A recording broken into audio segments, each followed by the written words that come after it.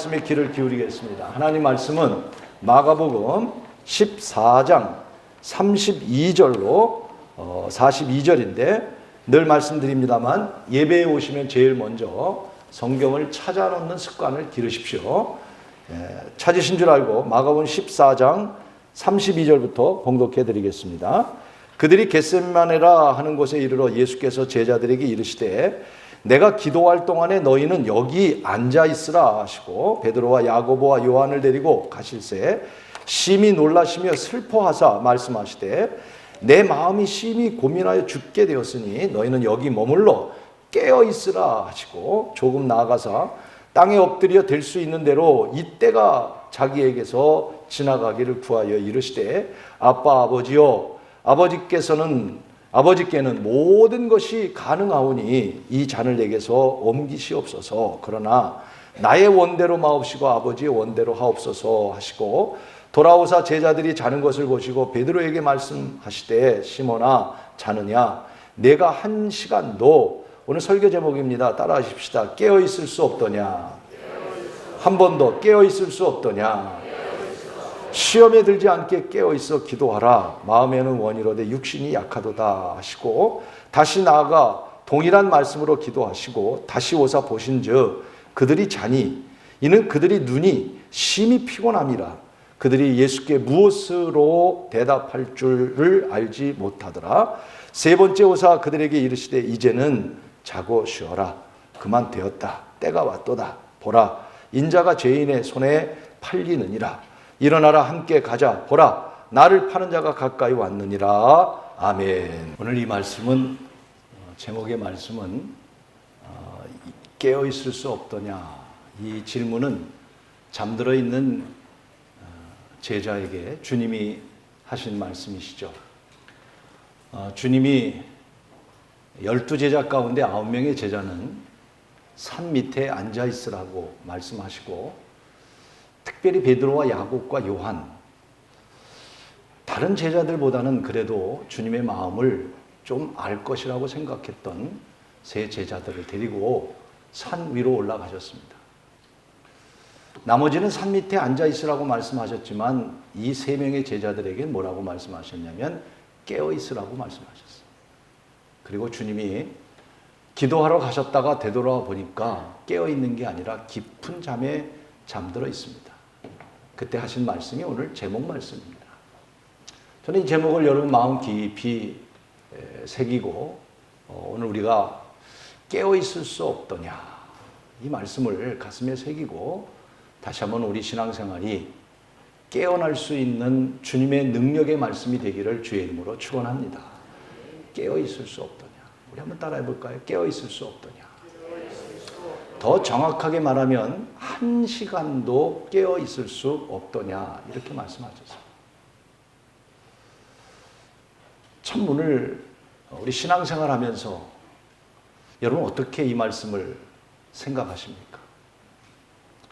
우리들에게 들려지는 주님의 음성으로 들려지지 않나요? 저는 저에게 들려지는 주님의 음성이라고 생각하고 2주 전에 이 말씀을 묵상했습니다. 깨어 있을 수 없냐? 너무 우리 잠들어 있지 않습니까? 너무 주님과 멀어져 있지 않습니까? 더 구체적으로 말하면 한 시간도 깨어 있을 수 없더냐. 세상 것에 우리가 취해 있고 세상을 따라가고 세상 속에 속해서 살아가면서 우리가 깨어 있지 못하지 않는가. 특별히 오늘 이 시대가 우리 깨어 있을 때가 아닌가. 왜? 우리 대한민국은 지금 큰 위기 가운데 있음을 여러분 너무나 잘 알고 있습니다. 그래서 기도하는 사람들마다 늘 기도하는 게 나라를 위해서 기도하는 기도 소리가 지금 끊어지지 않고 있습니다. 더군다나 앞으로 4차 혁명의 시대가 된다면 앞으로 우리의 미래는 대한민국은 일본의 조그마한 수출 계약 제약 조건 하나 때문에 한국이 흔들린다고 한다면 앞으로의 4차 혁명 시대가 된다면 한국은 과연 어떤 시대가 될까? 우리 나라뿐만 아닙니다. 우리는 나라를 생각하면서 오늘 이 시간 교회를 생각해 본다면 우리 한국 교회는 어떤가? 참 한국 교회가 희망이라고 외치고 있고 우리 한국 교회가 그래도 지금까지 이 민족을 지켜왔고 신앙을 지켜왔다고 하지만 우리를 되돌아보면 한국 교회는 점점 멍들어가고 있습니다. 병들어가고 있습니다. 아마 느낄 겁니다. 교회의 부흥은 멈췄고 또 교회의 은혜는 떠나가고 교회 안에서 신앙의 일들이 그렇게 많지는 않습니다. 신앙의 뿌리를 갖고 있는 사람들조차도 많지 않습니다. 더군다나 기독교의 권위는 땅에 떨어질 대로 떨어졌습니다. 내가 기독교인이라고 하면 자부심이 있어야 되지 않아요? 도리어 어디 가서 내가 기독교인이라고 말하기가 힘든 시대입니다. 혹시 기독교에 대해서 불평하는 사람이 너무 많기 때문이죠. 내가 목사라고 한다면 어디 가서도 내가 목사입니다 라고 용기 있게 말해야 되는데 그렇게 말했다간 목사가 뭔데? 목사가 어땠다는 거야? 도리어 그 말이 더 크게 들려지는 이 시대 속에 살아가고 있습니다. 개인적으로도 우리는 오늘 이 시대에 큰 위기다. 남을 죽여야 내가 사는 세상이고 교회 안에서도 사랑은 다 상실해 가고 불신과 불평과 원망과 하나님의 말씀에 의지하여 살기보다는 악한 시대 속에 살아가는 오늘 이 시대 속에서 오늘 우리에게 들려지는 주님의 음성입니다. 깨어 있을 수 없느냐. 잠들어 있는 우리들에게, 잠잠해 있는 우리들에게 이 세상을 향해서 깨어 있어야 된다고 말씀하고 더 구체적으로 말하면 깨어 기도해야 되지 않겠냐고 하는 주님의 말씀인 것입니다. 오늘 저는 이 말씀을 묵상하면서 왜 제자들이 주님께서 깨어 있으라고 말했는데도 이 깊은 잠에 잠들었을까? 오늘 우리들도 깨어 있는 것이 당연한 성도의 사명이고 교회가 해야 될 일임에도 불구하고 왜 오늘 교회는 잠들어가고 있는가? 아니, 나는 오늘 이 시대에 왜 깨어 있지 못할까? 제자들이 깨어 있지 못한 모습을 잠시 우리 생각해 보면서 사랑하는 여러분, 우리 모두가 다시 한번 영적으로 깨어나는 말씀이 되기를 간절히 축원하는 것입니다. 그 첫 번째 이유가 34절이에요. 34절 우리 자녀들도 같이 한번 나오는 영상의 말씀을 같이 읽어보십시다. 말씀하시되 내 마음이 심히 고민하여 죽게 되었으니 너는 여기 머물러 깨어 있으라 하시고 주님이 하신 말씀이잖아요. 주님이 뭐라고 말씀하세요? 내 마음이 심히 고민하여 죽게 되었다. 주님의 마음을 표현했어요. 바로 그 앞절에도 보면 심히 놀라며 슬퍼하사 주님이 슬픈 마음을 가지시고 고민하고 죽게 되었다. 그 말씀이에요. 이 말씀 속에서 왜 제자들이 깨어나지 못했냐면 그 주님의 마음을 알지 못했다는 거예요. 우리가 깨어나지 못하는 이유 가운데 하나가 주님의 마음을 우리가 모르는 거예요. 주님이 뭘 원하는지, 주님이 나를 향해서 무엇라고 말씀하는지 우리가 그것을 깨닫지 못하는 거예요. 주님은요, 오늘 이 34절에 보면 고민하여 죽게 되었다 이렇게 말씀. 얼마나 고민스러웠는지 주님의 마음을 표현했어요.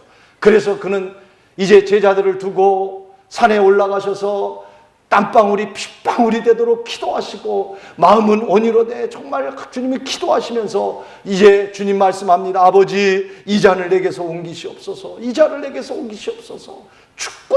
죽을 수밖에 없는 주님의 이 마음을 표현하고 있는 거예요. 그런데 여러분 제자들은 그런 주님의 마음을 전혀 몰랐다는 거죠. 주님의 마음을 모르니까 잠들 수밖에 없죠. 주님의 뜻이 무엇인지 모르니까 주의 뜻대로 못 사는 거죠. 주님의 마음을 모르니까 내가 무엇을 해야 될지 모르는 거죠.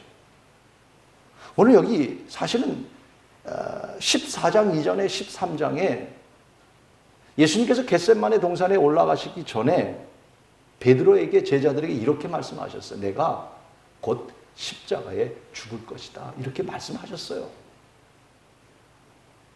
여러분, 내가 따르는 선생님이 우리의 구세주라고 고백했던 예수가 십자가에 죽는다고 하는데도 그 주님의 뜻이 무엇인지 몰랐어요. 베드로가 이렇게 말하죠. 그 말을 하니까 허허 무슨 말씀이십니까? 다른 사람은 다 주님을 모른다 할지라도 나는 주님을 부인하지 않겠습니다. 여러분 한 치 앞도 모르는 교만한 베드로가 주님이 자기의 앞길도 몰랐고 주님이 무엇을 하는 것조차도 모르고 자기를 자랑하는 교만한 모습. 나를 알지 못하면, 주님의 마음을 알지 못하면 우리는 여러분 영적으로 깨어날 수가 없는 거예요. 성경은 그런 이야기들을 많이 비유 속에 말씀합니다. 자, 달란트 비유. 여러분, 주인이 떠나면서 달란트를 다 맡겨줬어요. 돌아와서 맡긴 것을 우리 계산해보자.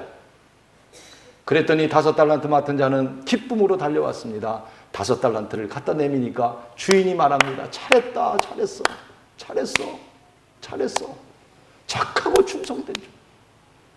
여러분, 착하고 충성된 종이 되기를 바랍니다. 이 말은 무슨 말입니까? 너 내 마음을 잘 알았구나. 그런 말이죠. 2달란트 맡은 자도 똑같이 하셨습니다. 마지막 1달란트 맡은 자에게 말씀합니다. 무엇을 했느냐? 그때 그가 이런 말을 합니다. 주인은 굳은 자라. 땅에 묻어놓은 그 달란트를 가지고 주인에게 찾아왔습니다. 주님은 1달란트 맡은 자에게 말씀합니다. 약하고 게으른 종아, 있는 것까지 내가 빼앗아 있는 자에게 주리라. 여러분, 이 1달란트 맡은 자가 땅에 묻었다는 거예요. 여러분, 뭐 때문에 땅에 묻어요? 땅에 묻을 거면 주인이 땅에 묻고 가지요. 맡겨진 1달란트의 주님의 마음, 주인의 마음을 모르는 거예요. 아니, 땅에 묻을 거면 주인이 땅에다 묻고 갈 것이지 뭐 때문에 맡겼겠어요? 주님의 마음을 모르니까 땅에 묻어버리는 거예요. 오늘 여러분, 저와 여러분이 주님이 나에게 맡긴 것이 있는데 우리가 주님의 마음을 모르기 때문에 맡겼는데도 그걸 모르니까 우리가 충성 못하는 거고, 맡겼는데도 주님의 마음을 모르니까 불순종하는 거고. 우리는 주님의 마음을 알아야만 우리는 이 시대 속에서 깨어날 수 있고 내가 해야 될 일이 무엇인가를 알 수 있는 것입니다. 과연 우리 교회를 향해서 주님이 원하는 게 뭘까? 주님의 마음이 무엇일까? 잘했다. 야, 신현교회 참, 성도들, 신현교회 참 주님이 보시기에 마음이 어떤 마음일까? 과연 주님이 기뻐하는 교회일까? 여러분, 나 개인을 향해서도 주님이 나를 바라보시면서 정말 잘하고 있다. 주님의 마음을, 내 마음을 잘 아는구나. 과연 그런 우리들일까? 주님은요, 언제나 우리 곁에 계신 거예요. 주님의 마음을 우리는 알아야 돼요. 주님의 마음을 알아야 우리는 올바른 신앙생활을 할 수 있어요. 주님의 마음을 알지 못하면 아무리 급한 일이 있어도, 여러분, 이 제자들이 잠들어 있는 것처럼 우리는 잠든 어리석은, 얼마나 어리석은 자예요. 내일이면 십자가에 죽는데도, 깨어 기도하라고 말했는데도 주님의 마음을 모르니까 잠들어 있잖아요. 어느 목사님이, 미국의 유능한 목사입니다. 큰 교회 목사입니다. 일화예요. 자신이 설교를 하는데 뭐 수천 명이 모였으니까 누가 왔는지 모르겠죠. 그런데 설교 도중에 정 가운데 한 분이 눈에 탁 들어오는 거예요. 막 광채가 날 정도로. 이야, 처음 보는 분인데 저 사람이 누굴까? 내가 설교 후에 저 사람을 꼭 만나리라. 그래서 예배가 끝나고 뒤에서 악수를 하면서 그 사람만 나오기를 그날 기다립니다. 근데 아무리 기다려도 나오지 않고 이미 사람들이 다 나가버렸어요. 그래서 안내위원에게 물어봤어요. 아니, 내가 가운데 한 사람, 이 사람을 봤는데 혹시 이 사람을 못 봤냐고 그랬더니 하는 말씀이, 다 나갔는데요? 딱 깨보니까 현실이 아니라 꿈을 꾼 거야. 꿈을 꾼 거. 설교를 준비하다 꿈을 꾼 거야. 그때 이 목사님이, 그 유명한 목사님인데 깨달은 거야. 야, 설교는 성도들에게 하는 게 아니라 내가 설교할 때 그곳에 주님이 늘 함께하고 계신 거구나. 주님의 마음을 알아야 되겠구나. 두려운 마음이 드는 거예요. 그래서 그때부터 그 목사님은 설교를 주님 앞에서 행하는 마음을 가지고, 주님의 마음을 가지고 하나님의 말씀을 전했다고 하는 이야기가 있습니다.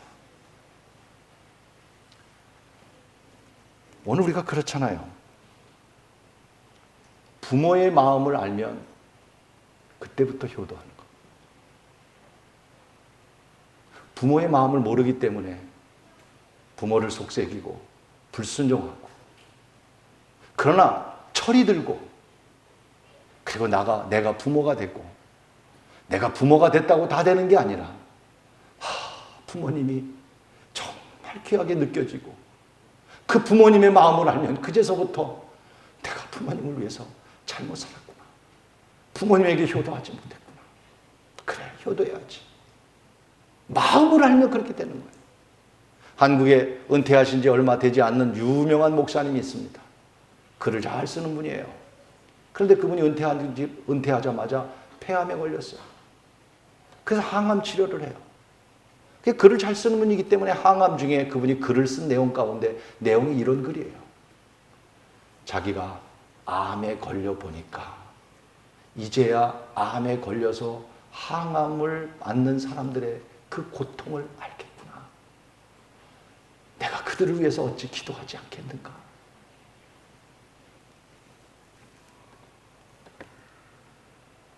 암에 걸려 보니 그제서야 암의 고통 가운데 있는 사람의 마음을 알 수 있다는 거예요.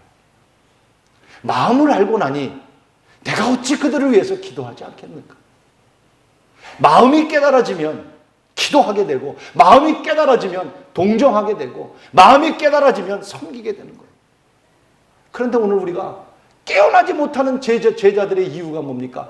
주님이 십자가에 달려 죽으신다고 말씀하는데도 전혀 깨닫지 못하고 있는 거예요. 다시 우리 주님의 마음을 알자.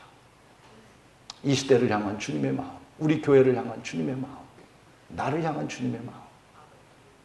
나는 이 마음이 여러분 깨달아져서 다시 오늘 내가 무엇을 해야 할 때인가를 다시 깨닫고 믿음과 신앙으로 결단할 수 있는 귀한 은혜가 여러분에게 있기를 간절히 축원하는 것입니다. 두 번째로는 오늘 38절, 14장 38절의 말씀입니다. 38절 같이 읽겠습니다. 시작. 시험에 들지 않게 깨어 있어 기도하라. 주님이 하시는 말씀이에요. 마음은 원인데 육신이 약함. 깨어나지 못한 이유가 두 번째는 마음은 원인데 육신의 문제가 있었다는 거예요. 얼마나 제자들이 피곤했을까? 자, 오늘 본문 가운데 40절 보세요. 40절 얼마나 제자들이 피곤했는가? 40절 볼까요? 다시 오사 보신즉 그들이 잔이 있는 그들의 눈이 심히 피곤함이라. 그들이 예수께 무엇을 대답할 줄을 알지 못하더라. 다시 오사 보신즉 그들이 잔이. 이제 예수님께서 두 번째 찾아오셨어요.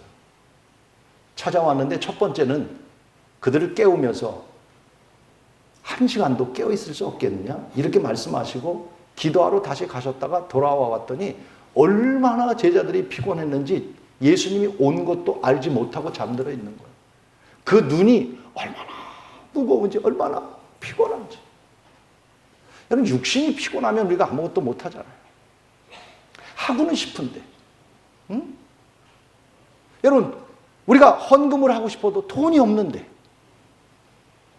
또 봉사를 하고 싶은데 시간이 없는데, 기도는 하고 싶은데 이상하게 기도가 안 돼. 우리 그런 말 많이 합니다. 그렇죠? 거기에 머무르면 안 된다는 거예요. 거기에 머무르면 안 된다는 거예요. 제자들도 마음은 원했어요. 기도하고 싶었어요. 그런데 너무 힘든 거예요. 여러분, 오늘 살기가 얼마나 힘들어요. 우리 성도들이 살아가는 모습을 보면 정말 힘들어요. 저는 그래도 사무실에 앉아있고 시원한 에어컨에 앉아있을 때도 있지만 어떤 때 우리 성도들 보면 밤에 11시까지 식당에서 일하는 분도 있고 장사가 안 돼서 힘들어하는 분도 있고 또 어떤 때는 새벽 기도 올 때 보면 우리 교인 가운데 일 나가는 분이 있어요. 이야, 이 새벽에 일 나가는 분 얼마나 피곤할까, 얼마나 힘들까. 그래도 이제 여름은 지났으니까 다행이지. 여름에 덥고 힘들고 피곤하고 우리 육신이 다 지쳐서 할 수 없는 그런 시대 속에 우리는 살아가고 있습니다. 그렇습니다. 육신이 약하면 우리는 할 수가 없는 거예요. 새벽 기도요. 매일 새벽 기도 한다는 게 진짜 얼마나 힘든 일입니까? 저도 어떤 때는 새벽에 눈이 떠지질 않아요. 양치질을 하고 세수를 하고 옷 입을 때까지 눈을 감고 합니다. 야, 힘들다. 여러분들 가운데는 새벽기도 가끔 못 나와도 충분히 이해가 되죠. 그러나 목사로서 그럴 수는 없잖아요. 그래도 지켜야 되잖아요. 그래서 육신이 너무 힘들어서 마치 때로는 제 평생에 한 두세 번 그랬을 거예요. 그렇게 힘들고 어려울 때 제가 이 성경 구절을 이용했어요. 주님, 마음은 온유로되 육신이 약합니다. 정말 육신이 약할 때가 있을 거예요. 그러나 여러분, 신앙은 육신의 약함을 이기고 주님 앞으로 가야 될 줄로 믿습니다. 이게 신앙 아니겠냐 말이에요. 힘들어도 어려워도 육신이 못한다고 해서 내가 마음뿐이라고, 언제까지 우리가 마음뿐이라고 마음으로만 하나님을 섬긴다고 말할 수 있겠습니까?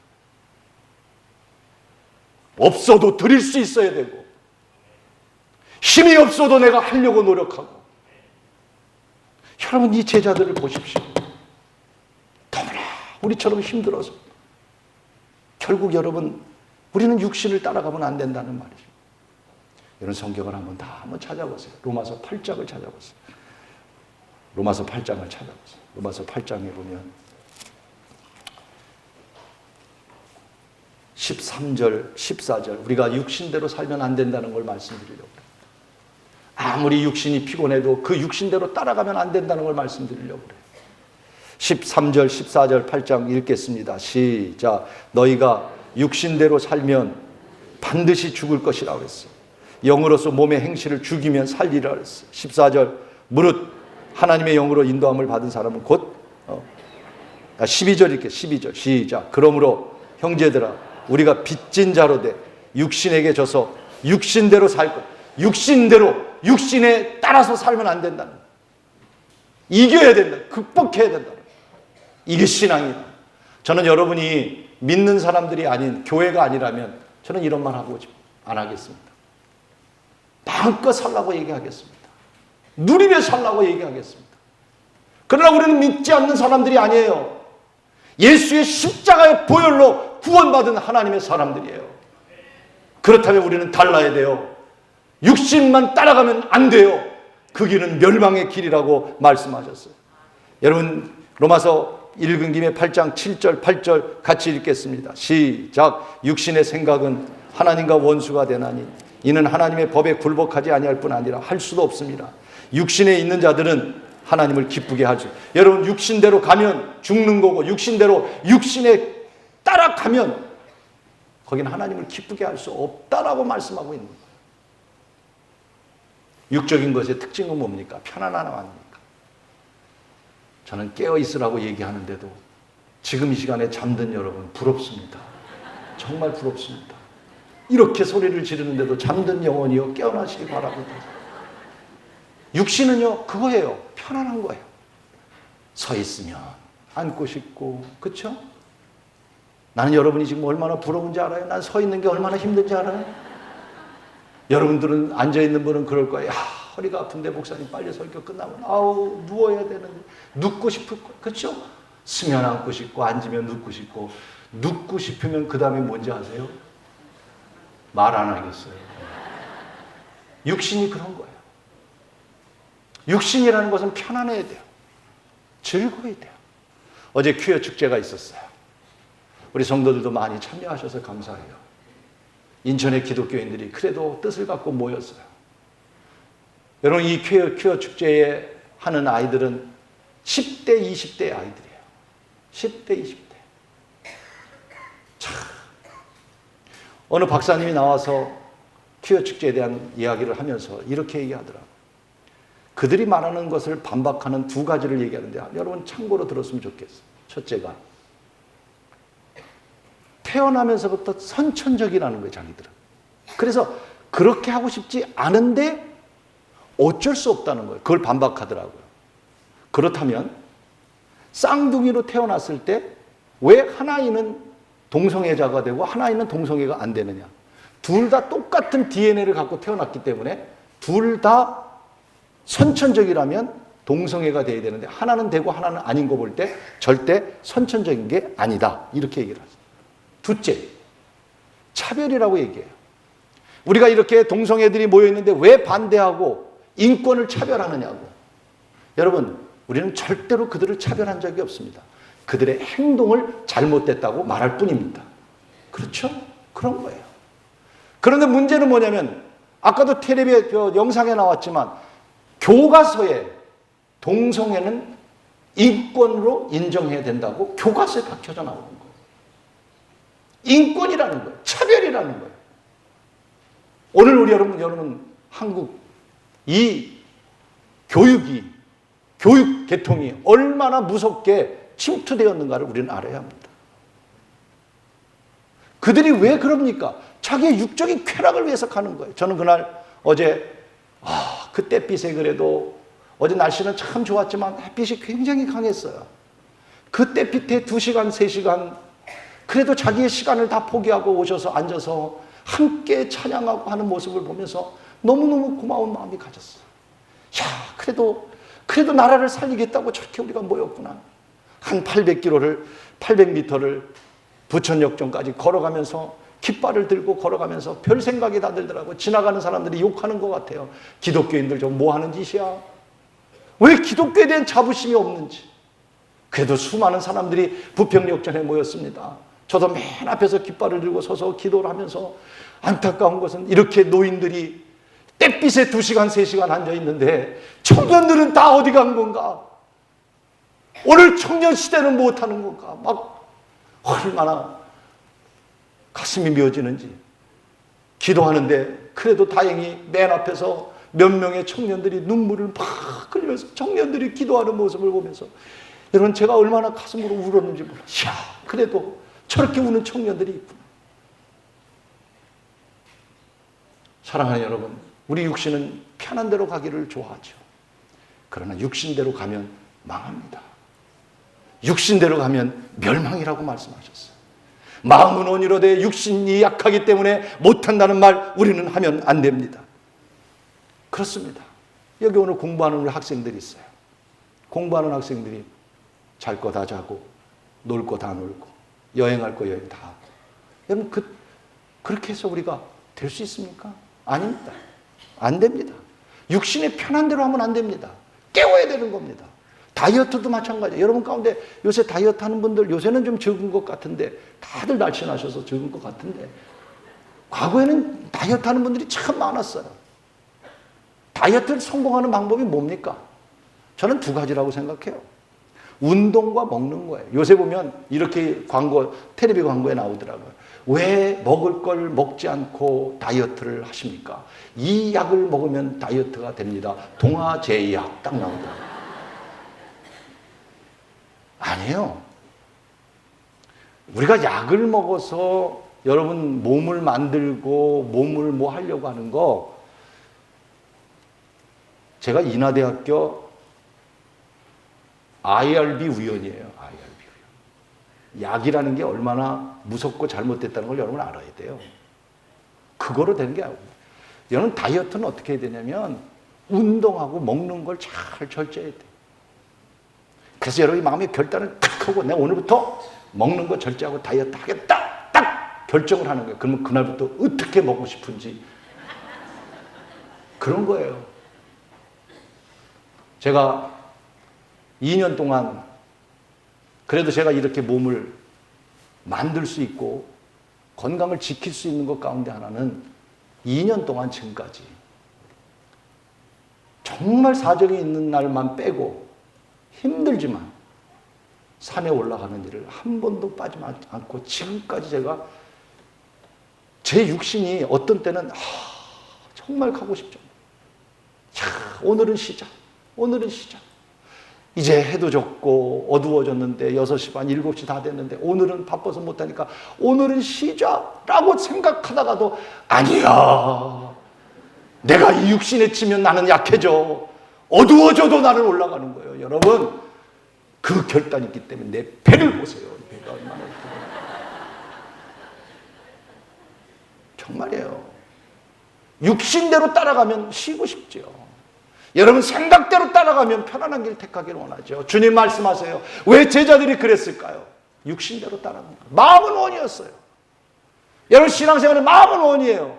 마음은 뭐 봉사하고 싶고 마음은 기도하고 싶고 아니에요. 육신을 깨워서 다시 오늘 이 때를 구별하고 사랑하는 여러분 함께 깨어있는 귀한 믿음이 되기를 간절히 축원하는 것입니다. 그렇습니다. 우리가 여러분이 크리스찬이기 때문에 우리 신현교회 성도들이기 때문에 이 말씀을 제가 드리는 거예요. 믿지 않는 사람들이라면 육신의 편안한 대로 살라고 말하겠죠. 여러분 기억나세요? 제가 군대 가면은 논산훈련소 28년대 출신인데 연무대라는 데를 갑니다. 군기가 잡혀가지고 숭이 역전에서 기차를 타고 막 그냥 돌리고 흔들고 막 그냥 있는 거 다 뺏고 그 연무대 가요. 그러면 연무대에서 옷을 탁 벗습니다. 속옷까지 싹 벗습니다. 그리고 박스에다 탁 넣어가지고 부모님께 붙여요. 아마 부모님들 받아본 분들 계실 거예요. 지금은 그렇게 하는지 안 하는지 모르겠어요. 그러면 그 당시에는요 어머니들이 그걸 받고 엉엉 울었어요. 죽는 줄 알고 엉엉 울었어요. 그때 연무대에서 여러분 속옷 하나 양말 하나 어느 것도 내 것이 없습니다. 다 벗어버리고 박스에다 해서 보내는 거예요. 그게 뭐예요? 너희들은 이제 사회생활에 물들면 안 돼. 너희들은 세상적인 생각하면 안 돼. 너희들은 군인이야. 나라를 지켜야 돼. 이게 군인 정신이었어요. 오늘 저는 우리 모든 성도들이 우리 젊은 학생들도 우리 청년들도 We are Christian. 그리스도인이란 말이에요. 그리스도인들은 이제는 세상 것을 벗어버리고 정말 우리가 이제는 소포로 버려버리고 내가 크리스찬이라고 하는 생각을 가지고 우리는 육신대로만 따라가지 않고 때로는 우리가 시험 들 수도 있어요. 육신에 지칠 수도 있어요. 그러나 여러분 마음은 원이로되 늘 육신이 약한 어리석은 자가 되지 말고 육신으로부터 극복하고 이겨서 다시 깨어있는 신앙의 우리 성도들이 다 되기를 주의 이름으로 축원하는 것입니다. 마지막 한 가지는 41절에 저는 이 41절을 읽으면서 정말 눈물이 나더라고요. 주님, 내게는 이렇게 말씀하지 마십시오. 우리 성도들에게는 이렇게 말씀하지 마십시오. 주님, 이 말씀만은 걷어주십시오. 제가 이 말씀을 읽으면서 눈물이 나왔어요. 그 말씀이 뭘까요? 같이 한번 읽어볼까요? 41절입니다. 세 번째 오사 그들에게 이르시되 이제는 자고 쉬라. 그만 되었다. 때가 왔도다. 보라 인자가 죄인의 손에 팔린. 여러분 이 말은 한 번도 아니고 두 번, 세 번째 주님이 오셔서 하신 말씀이에요. 이 말은 제자들에게 나 너 원망스럽다는 그런 말도 아니에요. 제자들을 책망하는 말도 아니에요. 그런데 그 말씀 가운데 얼마나 가슴을 찔리고 주님 이 말씀만은 걷어주십시오. 그 말씀이 뭐예요? 이제 됐다. 안 해도 된다. 기도 안 해도 된다. 다 때가 이루어졌다. 제자들은요 주님의 때를 놓쳤다는 거예요. 때를 놓쳤다는 거예요. 우리가 때를 놓치고 때를 알지 못하고 오늘의 때가 어떤 때를 알지 못하기 때문에 우리는 후회해도 소용없는 때가 온다는 거예요. 그러기에 우리는 이 때를 놓치지 않기 위해서 오늘이라고 하는 이 시간을 깨어 있어야 한다고 말씀하는 거예요. 열처녀의 비유 속에서 여러분 다섯 처녀는 잔치에 참여 못했어요. 그들을 가리켜서 우리는 미련한 다섯 처녀라고 얘기해요. 우리는 미련한 다섯 처녀가 돼서는 안 되겠죠. 그런데 그 미련한 다섯 처녀도 여러분 등과 기름을 준비했던 사람입니다. 신랑을 기다렸던 사람들입니다. 그런데 왜 미련한 자가 됐습니까? 왜 잔치에 참여하지 못했습니까? 주님이 오는 때를 모르는 거예요. 신랑이다 라고 외치는데 그들은 그제서야 기름 살아간 거예요. 나는 오늘 우리 성도들 가운데 때를 놓치지 않기를 바랍니다. 때를 놓치지 않기 위해서는 우리는 깨어있으라고 성경이 오늘 우리에게 말씀하고 있는 거예요. 무화과 나무에 연해지고 잎사귀가 나면 여름인 줄 알면서 어찌 인자가 가까운 것을 모르느냐. 그날과 그때는 아무도 모르나니 주의하여 깨어 있으라고 말씀합니다. 때를 알라는 거예요. 때를 알라는 거예요. 오늘 우리 교회 학교 우리 청년들과 우리 학생들 잔소리로 들릴지 모르지만 젊음의 때를 소중히 여기세요. 나는 공부만 하라고 얘기하고 싶지 않아요.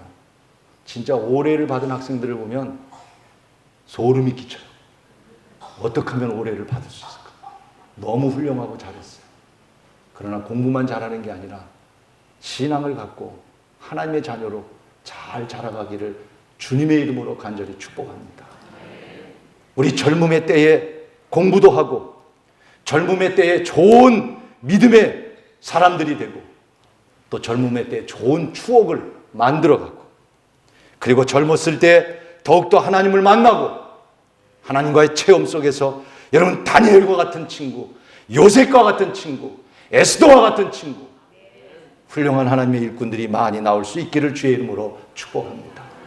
사랑하는 여러분, 내일부터 여리고 기도회가 있습니다.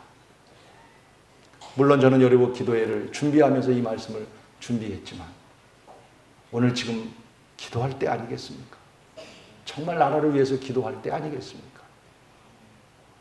주님이 오늘 우리에게 말씀하신다면 아마 그래 먼저 기도하라고 말씀하실 것 같아요. 여리고 기도회를 통해서 많은 하나님의 응답과 역사와 신앙의 체험들이 많이 있었습니다. 올해 4번째입니다. 항상 셋째 주에 주로 했는데 주님이 제 마음속에 9월 시작하며 첫 주부터 했으면 좋겠다 하는 그런 뜨거운 마음을 주셔서 내일부터 하게 됩니다.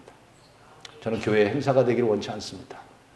이 여리고 기도회는 많이 모이려고 했던 기도가 아니었습니다. 그저 뜻을 갖고 모여서 같이 기도하자는 뜻으로 시작을 했는데 의외로 참 많은 분들이 모여서 기도하기 시작했고 4년째 오늘 맞이하게 됩니다. 저는 우리 학생들에게도 권면합니다. 중단하십시오. 그리고 교회로 달려오십시오. 나라를 위해서 기도하는 청년이 되십시오. 기도하는 학생이 되십시오. 나라를 위해서 기도하는 교회가 되십시오. 나라를 위해서 기도하는 백성이 되십시오. 나라를 위해서 기도하는 성도가 되십시오. 나라뿐만 아니라 가정과 교회와 자녀와 기도할 것이 너무 많은 이 시대에 우리 다시 잠시도 깨어 있을 수 없겠느냐라는 주님의 말씀에 다시 우리 한 주간 여리고 기도회를 통해서 바라고 원합니다. 만약 정 못 오시는 분들은 있는 곳에서 시간을 정하고 기도하시면 감사하겠고 그러나 저는 바라고 원합니다. 교회로 달려오십시오. 기적을 이루십시오. 하나님을 만나십시오. 부르짖으십시오. 그리고 이때를 놓치지 말고 함께 기도하며 하나님 앞에 나라를 위하여 기도하고 우리 모든 문제를 놓고 기도하는 귀한 기회가 여러분에게 주어지는 한 주간 특별히 되기를 주의 이름으로 축원합니다.